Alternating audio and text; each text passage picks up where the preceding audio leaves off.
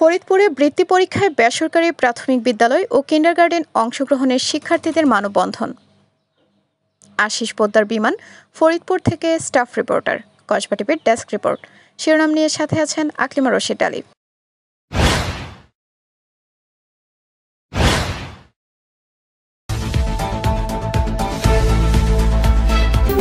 Kasba TV, হৃদয়ে বাংলা।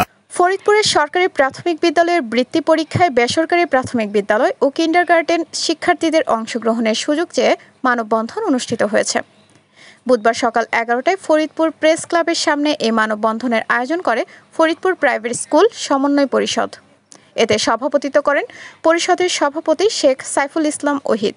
উপস্থিত ছিলেন সাধারণ সম্পাদক অপরেশ রায় অপু, মিজানুর রহমান, নাজিমুদ্দিন আহমেদ লেনিন, আসাদুজ্জামান মোল্লা, বেলায়েত হোসেন, জয়প্রকাশ, HM ইব্রাহিম সহ ফরিদপুরের বিভিন্ন প্রাথমিক কিন্ডারগার্টেনের শিক্ষকবৃন্দ।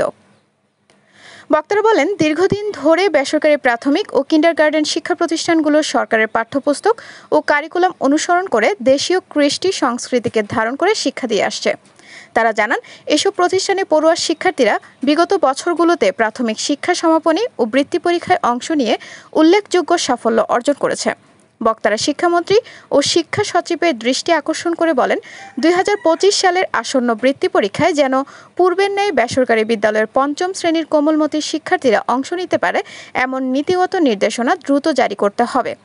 মানববন্ধন শেষে ফরিদপুর জেলা প্রশাসকের বরাবর একটি স্মারকলিপি প্রদান করা হয়।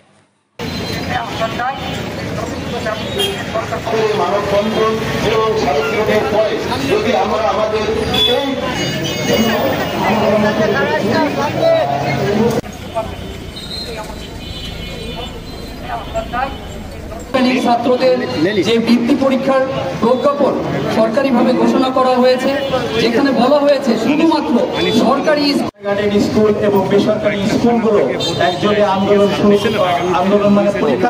আপনাদের কাছে যদি এমন কোনো তথ্য থাকে জানাতে পারেন আমাদের ফেসবুক পেজ কসবা টিভিতে। কসবা টিভি, সময়ের সাথে মানুষের পাশে। কসবা টিভি আপনাদের সাথে ছিল।